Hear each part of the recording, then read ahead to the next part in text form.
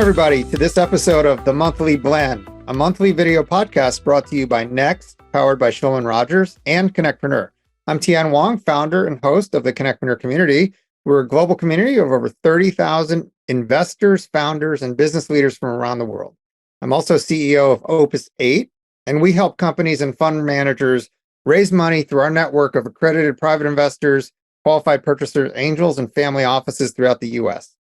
Along with my co-host, Anthony Millen, who's the founder and chair of Next, powered by Shulman Rogers, we are pleased to bring you this monthly video podcast where we cover trends, information, and interesting research and tidbits, as well as fascinating interviews with game changers and newsmakers here in the Washington, D.C., Baltimore Metroplex. Anthony and I started this podcast about 2 years ago as a way to increase awareness of cool, innovative happenings in our region, to break down silos, and to serve as a mechanism to do our part to help bring this region together and to help foster innovation and entrepreneurship here. And today we're absolutely thrilled to have a conversation with some awesome people. We have Doug Anderson, who is the founder and CEO of DCA Live. And we also have three of the DMV region's leading entrepreneurs, and we're thrilled to hear their stories. I'd like to start by having our four guests introduce themselves, starting with you, Doug. Thanks, Tian. Great to see you and everybody. I'm Doug Anderson, as Tian said, founder and CEO of DCA Live. DCA Live is an events platform that convenes leaders in Washington business in both big community events as well as intimate gatherings to discuss latest goings-on in DC business. Great. Welcome, Doug. I'd like to also have Vishal. Can you introduce yourself, please? Thanks, Tian. Hello, everyone. I'm Vishal Chintawar, founder and CEO of Give Hero. We help companies engage employees in wellness, DEI, and CSR initiatives. Great to be here. Thank you for coming. And then we have my good friend Shavini. Shavini, how are you today? Hi, Tian. Thank you for having me here. So I'm the founder and CEO of Oxywear, which I'm wearing, which is an ear wearable for continuous blood oxygen monitoring and alerting for sports and cardiovascular patients. Awesome. And then last but not least, we have Laura. How are you, Laura? Good. Thanks for having me. Laura Randa, CEO and chair of Tavoya. And Tavoya is focused on bringing a fully accessible, personalized medicine coaching platform for people with disabilities struggling with mental health. Thank you guys for joining us, and congratulations to the three of you for all the accolades and progress you guys have been making. And now I'd love to turn things over to my co-host, Anthony Millen. Anthony is a serial entrepreneur. He's a venture capitalist. He is also one of the nation's leading startup attorneys. He's the founder and chair of Next, powered by Shulman Rogers. And Next is disrupting the way legal services are being delivered with a totally unique fixed price structure, which allows for expert legal advice. And the model's been proven out by Next having won several awards recently by Legal Week as Startup Law Firm of the Year, for example, and a few others. Anthony, it's all yours. Great. Thank you, Tien, and thank you to guests for joining us today.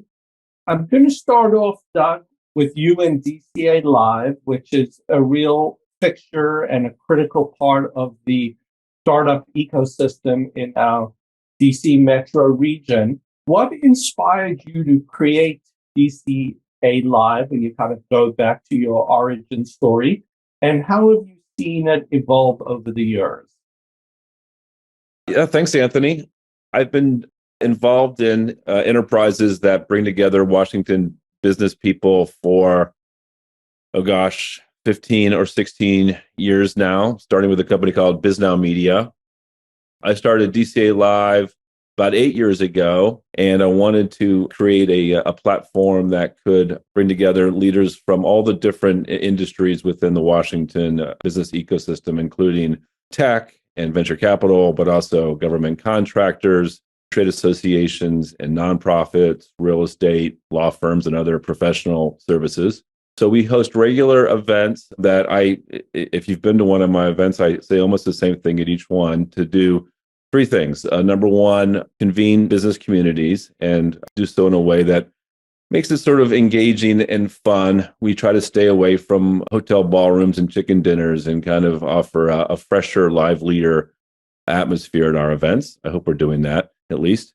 Number two, recognize great talent in the DC region. And not all necessarily the names you know. We're always looking for emerging leaders, emerging companies that are growing fast. And we want to sort of profile them and bring them into our world so that they can meet others and form connections that hopefully will be beneficial to them going forward. And then number three, I try to keep our programs really short, really brief, really accessible. I want people to want to come to our events, not dread having to come to our events. They're 2-hour happy hours typically with lots of music and a very short program and hopefully a cool space. And then, of course, we do many smaller, intimate events too, where we invite executives back for a roundtable discussion over dinner and hopefully are able to connect a lot of people that way. So the way the business has evolved over the years is I've just continued to find new leaders and new companies to profile and to bring into our world. I've continued to add smaller events to our portfolio of products and find new partners. I'm lucky enough to have over 100 partners leading banks and CPA firms and law firms and insurance brokers and real estate firms who support our programs. And we've continued to grow by adding them. And, when you look at your programs, one of my favorites of the year, because you do so many great programs, is the Red Hot Entrepreneur Program.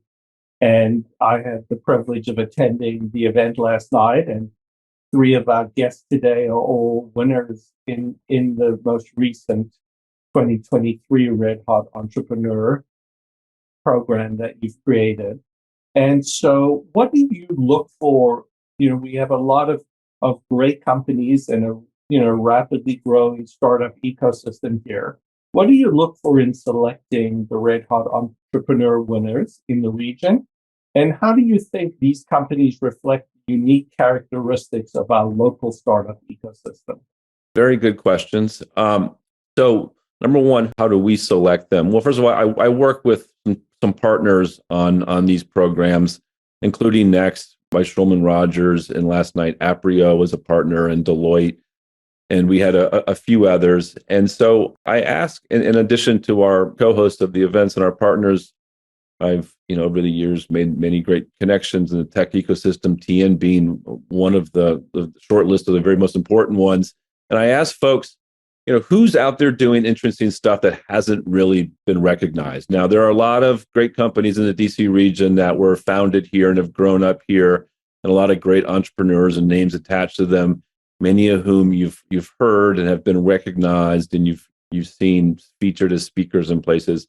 But there's an awful lot of other founders who have been a little quieter or just emerging. And I really try to find that group of folks, those who have not been showered with accolades yet. They soon will be, trust me. These are great companies that they're building, but I really like to identify folks who are emerging as great company founders. I also like diversity in the sense that I like there's all kinds of different tech companies in the region that are being formed. There's cyber, there's health products, our ventures, there's consumer-oriented tech, there's government-oriented tech. I like to try to find a diverse group of companies so that kind of highlights all the different sub-ecosystems or mini ecosystems that are across the region. Which I think leads me to the answer to your final question, Anthony, is, I think one thing about DC tech, unlike maybe what you get out on the West Coast or in Austin or some other places, is folks here are trying to solve, sort of really big problems. And I think that the founders who are represented today, all of whom are on our Red Hot Entrepreneur list, are trying to solve, really significant problems. And part of that's because DC, we have the government here, and there's a lot of public-private partnerships, and there's sometimes talent that comes out of the government that winds up in the commercial side. I think that the one common thing here is solving big problems. And I think that's going to be a thread that's going to run through all of our entrepreneur stories here today, but also all the ones that were there last night and many that are in our orbit. We don't have a lot of, people here making, video games or silly apps or anything like that. They have better stories to tell than that. Not that those could be great businesses too, but, I think that they're doing more meaningful work than some of those founders from other parts of the country. You're talking about doing very meaningful work. We have 3 great founders with us today, Shavini, Laura, and Vishal. And what I'd like to have each of you do, and maybe we'll start with Shavini and then go to Laura and then Vishal, is to hear just briefly about what inspired you to start your company, a little bit about your own origin story and where the company came from and what kind of drives you to do what you do every way. As all of you as entrepreneurs know, there's probably nothing more rewarding or challenging as bringing a vision into the world, but it would be great to hear where it started for each of you. So maybe we'll start with you, Shavini. Sure. So for me, I think not everyone's story must be like mine. I have a very dramatic story. So I was an athlete before, and I was never aware that I had a cardiac issue. And so I ended up damaging both my lungs and the heart. And I was diagnosed with severe pulmonary hypertension due to Eisenmenger's in 2015.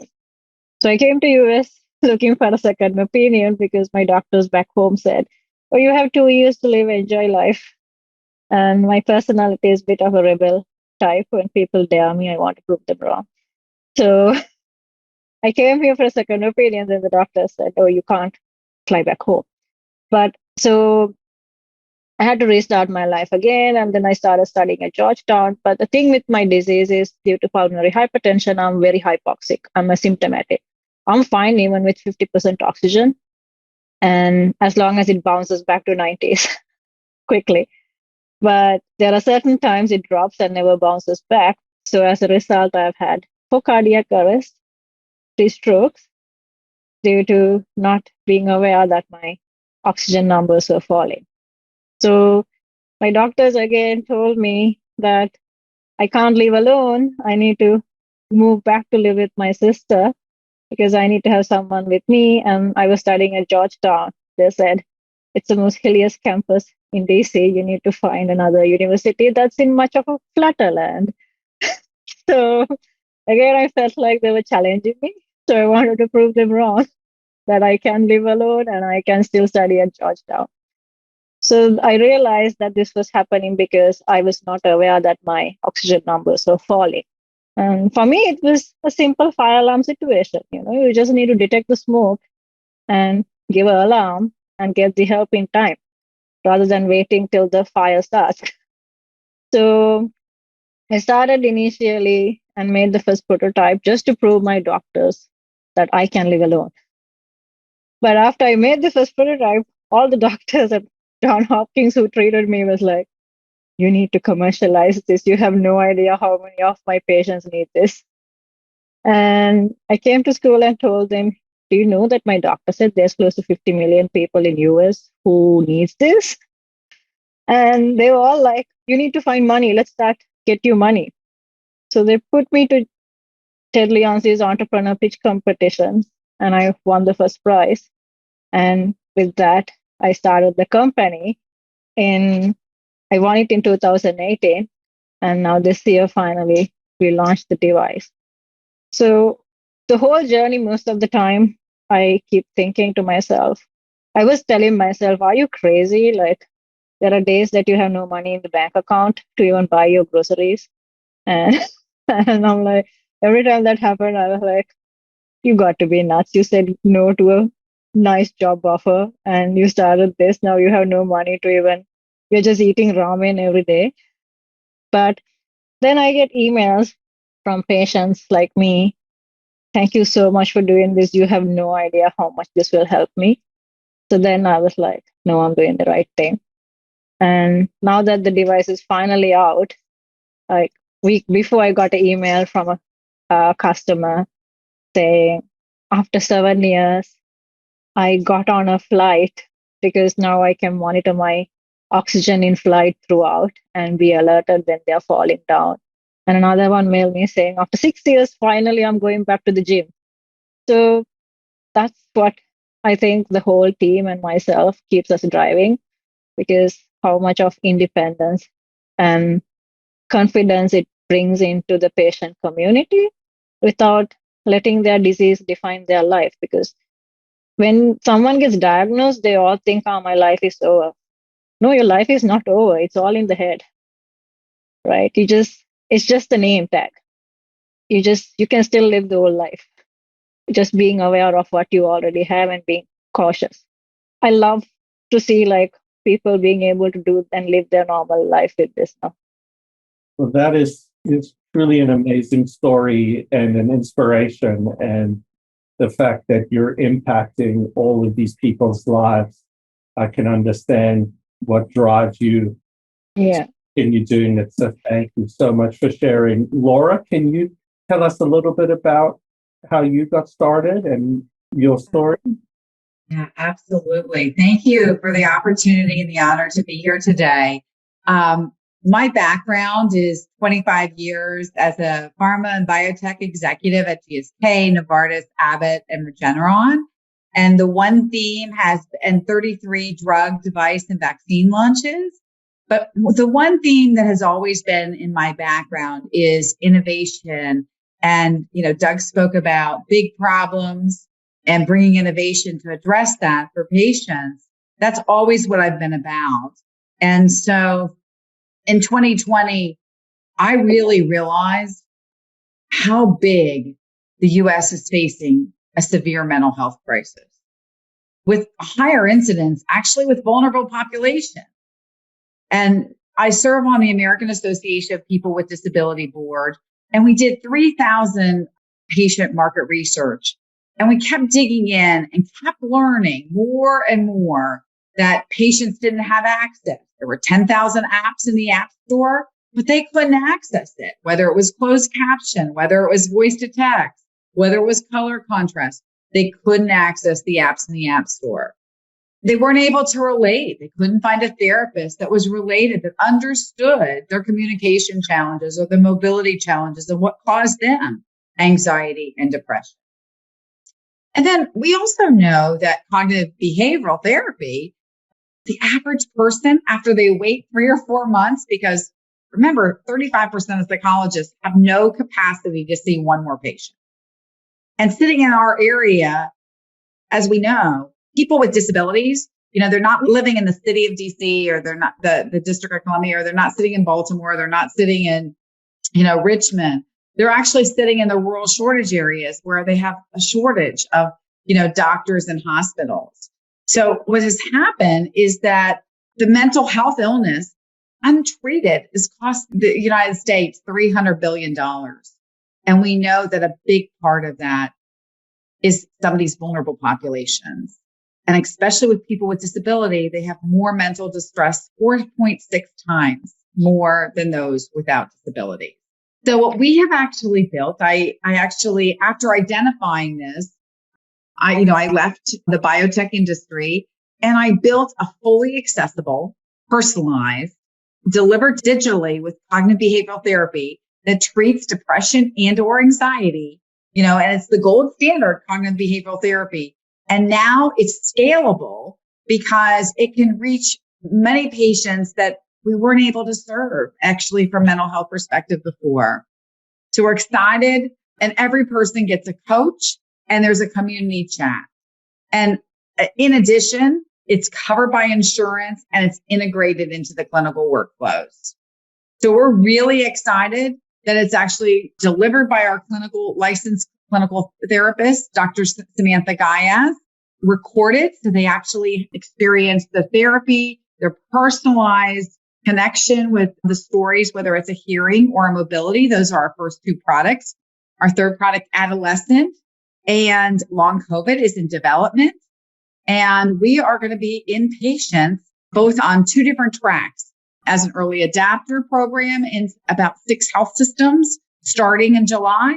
And we also have a large clinical study validating those 4 different components. We know, cognitive behavioral therapy works, but what we've done is we've made those treatment adaptations for this population accessible, personalized, coach, and community. And that's what we're doing a final testing and, having real world evidence on. So both are starting in patients this summer, and we're excited to actually be able to make an impact and help many of the people with disabilities struggling with mental health issues. Well, that, again, so meaningful, and with the crisis that this country is facing, and particularly your target population that you're looking to help, so important. Thank you. And Vishal, I know you also having a great impact on people. Maybe you can tell us just about how you got started. Thanks, Anthony. Little bit about my background. I graduated from University of Maryland at College Park. From the day one, I have been working with social impact organizations almost 20 years now. And I have seen how social causes brings people together. I'm sure most of you have participated in the 5K walk and runs to help many causes around the neighborhood. So Give Hero uses this connection that we share with social causes and get people engaged in health and wellness. We help companies get their employees truly engaged in these initiatives and at the same time support the community. Our Giving as a Service platform integrates with 2.3 million charities across the globe. And each day employees are active, they get donation dollars from their employers, which they can direct to any charity in real time. So it's like a gamification of health and wellness with supporting social causes. And that's what we do at Give Hero. Great. Well, again, so meaningful as well. Thank you so much for all that you're doing. And now I'm going to hand it back to Tien, and he's got some questions that he's going to have all of you address. Thanks, Tien. Absolutely. Thank you, Anthony. Congratulations to all of you guys. You're doing awesome stuff, and we're thrilled that you're here in the DMV ecosystem. And my first question, I'd like to have Doug address this maybe first, because you've been here a long time. But how have you seen, Doug, the DMV startup ecosystem change and evolve, especially since COVID and now that we're sort of coming out of the whole thing? Yeah, it's a great question, Tien. As you know, the local tech world here has been through some big swings over the years. I think some of us guys like you and I can remember back to the AOL days, and big consumer tech, and then all that created. I think since then, DC has become the center for a lot of different tech ecosystems, like ed tech is an example I offer a lot. There's a lot of companies here. Again, back to solving big problems. There's a lot of ed tech here. There's a lot of the social cause tech that Vishal was referring to. There's an awful lot of companies here doing that kind of stuff.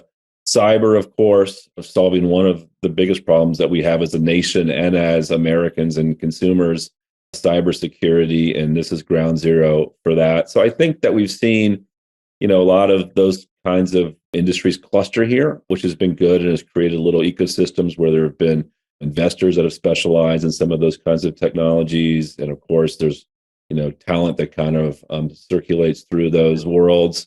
The one question that I have, and I'll attempt to answer it, but I'd love others' thoughts on it, is, since COVID and since everybody learned how to operate almost completely remote, now we've gone back to in-person for a lot of things. I wonder how much geographic boundaries have blurred when you're a founder. Maybe you're living in Washington, or maybe you're like Vishal and you moved out to Frederick, Maryland, which is still in the community, but it's a little further out. And maybe your team is scattered across the country, or maybe across the world. And maybe your investors are in Boston and Austin, and your head of sales is in Seattle, what have you. I mean, I do think that there is a trend towards sort of geographic distribution in a lot of companies. And I worry that will come and I think there's a lot of benefits to that, trust me. I worry that it'll come at the expense, though, of real local community, like the old days where the investors were mostly local and the company actually went to a physical place and it was all very close-knit. That seems to have changed. I think that's not going to go back. The question is, how do we continue to find ways to convene local communities in ways that are meaningful to them? So that's a thought, but also maybe a question back to you and others. Yeah, no, I mean, one way would be to go to DCA Live. I mean, you are the stalwart and keep making sure that we're convening on a regular basis. And kudos to you for doing that. I mean, I know it's not easy being in the event business myself, but yeah, I mean, just really glad that somebody's carrying the torch, and that's you. I mean, Shavini, you've been at this for 4.5, 5 years. You started before the pandemic. You raised money. You were involved in Mindshare and Halcyon. And I mean, what have you seen in terms of any changes in our community here? So I think I can say, like, because now I'm in Crystal City, we moved back to office in middle of COVID. We got space from JBG. And at that time, it was not much people in the area. But now we can actually see about 70% of the people around this whole national landing is actually here. Because we had to change our lunch time from 12 to 1 because we can't get into any restaurants. Oh, good. That's good to hear. to buy food.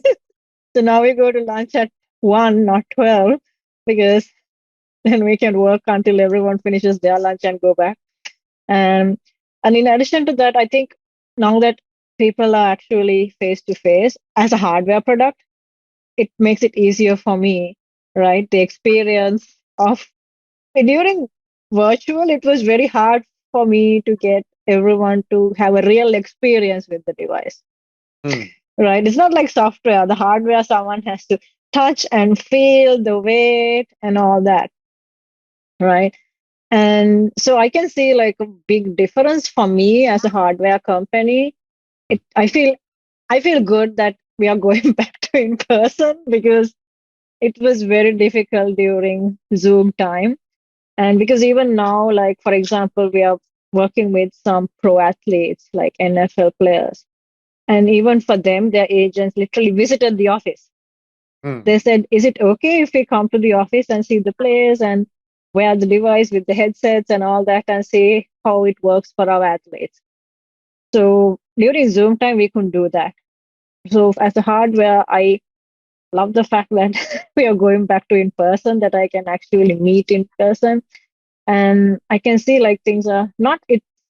And at the same time, it's good that we have that hybrid exposure because it makes it easier for us to still have that long distance meetings going on, right? Earlier, we were like, how to travel to that place. Yeah. But now people are more open to have Zoom meetings and meet up. Yeah. No, that's a good point. I like to shift gears a little bit, like the fuel for startups, right? People, capital. That's always been fuel that was required before the pandemic, during the pandemic, and now after the pandemic. And I have a question for Laura, because you're the youngest startup here. You took the plunge right as we're coming out of the pandemic. Courageous step. Welcome to the club. Like, where do you see successes and challenges to meeting investors and finding great people? So thank you for the question. I think that, as Doug talked about, big problems and coupled with, the right innovation, the right science and technology, the right team, and the right strategy, I think that people come and they follow because they see that. And I think that's really the criticality. And, it's, for us and for my entire, I've surrounded myself with amazing people on my team.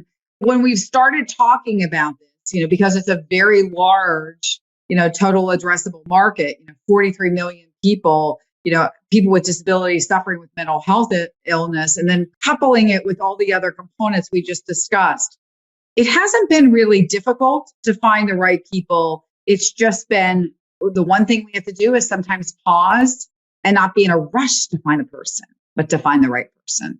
I think that's the biggest thing I've really pushed the team on is doesn't have to be filled tomorrow. It has to be filled with the right person and the right investor. And how about the capital side, Vishal and Shavini? Maybe Vishal, you can comment on that. What are you seeing in terms of availability of capital pre and post COVID, or even just now in the situation as it is with what happened first quarter with the bank, Silicon Valley Bank, and other shocks to the market? I don't think this is just due to COVID, but in the last 3 to 4 years, I've seen definitely from the personal experience also, support for founders of colors has been really growing. More opportunities are available at every level. Great organizations, Conscious Venture Lab, TEDCO, Maryland Momentum Fund. State is also putting a lot of efforts, a lot of money behind startups from all verticals and backgrounds. And I can see that not only like what you call traditional startups like biotech, cyber technology, but other than those are also getting funding and support from all these organizations. I think that is the key to our DMV area specifically, one of the most diverse populations in the US. And I think that is just great to see. And I think this change is just pretty recent, 3 to 4 years, I think. Yeah, I would agree with that too. Yeah, so because I'm completely international, I'm still an immigrant, not even on green card, right? So as someone who's still an immigrant, I love the DMV area, the whole network and how supportive they are because I didn't know anyone here, right? I'm completely new to this place. So from Georgetown to Halcyon, and I go to TN's like CONNECTpreneur events, right? And then VIPC invested in us twice, right? They follow up the investment and the whole Thai DC community. My entire cap table is like people say DMV is hard to raise money, but I've raised 4 million so far, and that from 4 million, 90% is from the DMV. And they are all individual checks too. Great story. I mean, by the way, it speaks to your mission, your persistence, and just you. And congratulations. Doug, you hold roundtables for angels and VCs. What are you hearing in your roundtables right now in terms of the environment? Yeah, it's a little tough to quite figure out. I do think that there is capital available for very early stage businesses out there because I think that sources of venture capital now have diversified, right? You have a lot of family offices, you have a lot of sort of angel groups and angel syndicates. You have a lot of people who've had a lot of wealth created over the past, decade, and they're deploying some of that capital.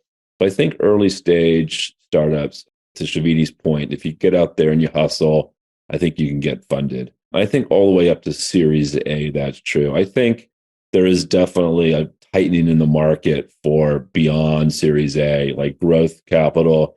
You really have to have your numbers dialed in. You have to have product market fit, and you have to be ready to get really big, really fast to get that B round now. I don't think there's many people taking chances on shaky companies at that phase. So I think we are in a problematic area for some of those companies. And of course, venture debt still available despite the Silicon Valley blow up, but it's obviously very expensive now. And so I think that's still an option for a lot of founders, but I think it's just like everybody else in the business world is dealing with the higher cost of capital, and you got to make the numbers work. Yeah, that's great. I mean, I guess we're nearing the end of time. I have a final question for all four of you, which is obviously all four of you are in, industries that have a bright future that are doing a lot of good for our region. Innovation. How do you guys plan to continue innovating and expanding? Laura, why don't we start with you? You have a tremendous resume. I looked at your background and you've been innovating for years and years. How do you plan to bring that to your company? I think three things. We're data rich here in the United States, but we're actually strategy poor linked to that data. And so we don't necessarily let the data drive those insights and then drive where the innovation should be. So we have flipped that model upside down and really, really digging into the data and really understand patient journeys and then laying on top the stakeholders, getting real true, who are our stakeholders, patients, physicians, and really understanding the health system, where their challenges are and where we really can support it. But I really believe we've got to really look deep into that data and really hear our patients, hear the doctors, and hear the health systems, and that will drive our future. Thank you for that. I'm going to call an audible for our final three comments, and I'd like to maybe incorporate artificial intelligence. So maybe Vishal, what are you doing with AI in terms of relative to innovation to help you serve your company clients better? Oh, big keyword. So yeah, we are not using AI as of right now, but as Laura said, data is really important. We have more than 60 million transactional data that we achieved over the last 5 years. And we are using that data to help our customers make better decisions regarding their programs. And our data is more of a usable data, use case data. What has been working for different companies, different organizations, what works for technology companies doesn't work for law firms, what works for law firms doesn't work for manufacturing firms. But because of our diversity of our clients and the user base, we can help them create programs for our platform which are specific to their population. This is the pretty exciting times, like we have millennials coming into the population and they all look for this kind of platforms to support their own needs. Awesome. Thank you. Shavini, you're in the device business, but are you going to be using AI? And if so, how? Oh, yeah. Yes. We have a hardware and software both, right? So even on the hardware and on the software both, we are trying to figure out how we can get the algorithms to run in a smarter way, right? For example, on the device side, we are trying to make it more usable, like improve the usability to the customers, right? From 7 years to 70 years, right? How we can make it user-friendly. Yeah. From the placement of the device, how we can help them. And also the device itself, how we can make it smarter to adjust based on your skin tone, right? How much of pigments you have, how much of blood flow you have in the ear. Because as a patient, I understand how all this affects my readings, right? Like Laura said, most of the time, the patient's point is not heard when we go to the ER. So I want to make them more confident in going and showing their data, saying, this is what happened to me, right? And then using the data that you get from the app, we are working on having algorithms to run and give them warnings ahead of time, right? Like to predict what will happen.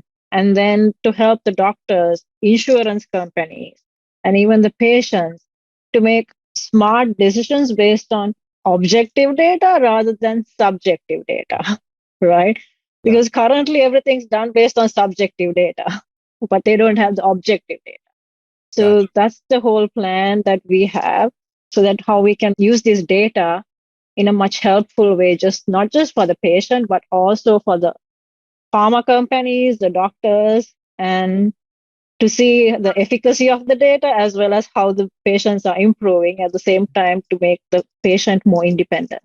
That's awesome stuff. And I mean, Doug was right. You guys are 3 poster children for why you come to DC and why you're here, because you're changing the world and doing amazing things. And Doug, I'll let you have the last word on innovation. And Tian, you might be interested in this as well, but we are developing an AI-enabled robot who can MC DCA live events and moderate roundtables so that I can stay home and watch Succession reruns, not have to go out every day. You know, my business, like yours, is kind of, it's not a tech business. We use a lot of tech tools, but it's an old-fashioned business of getting people together. And yeah, there's going to be pieces of innovation that we're going to use to do that more efficiently. But until that robot exists, you know, we're just going to be out hustling and creating more content and more programs for people in DC. Well, keep doing it. You're doing a great job. All 4 of you guys are hitting it out of the park, and it's been an honor to get to know you guys a little bit better. And I'd like to turn things back over to Anthony. Great. So we want to again thank you, Doug and Laura and Michelle and Shavini, for joining us today. Doug, you know, we love being part of the startup ecosystem, and what makes it so special are the people that make up the ecosystem. And, you know, you're one of those key people that really helps it grow and innovate and move forward. So thank you for all you do. And for Shavini and Laura and Michelle, congratulations on your recognition as red hot entrepreneurs and for receiving your awards.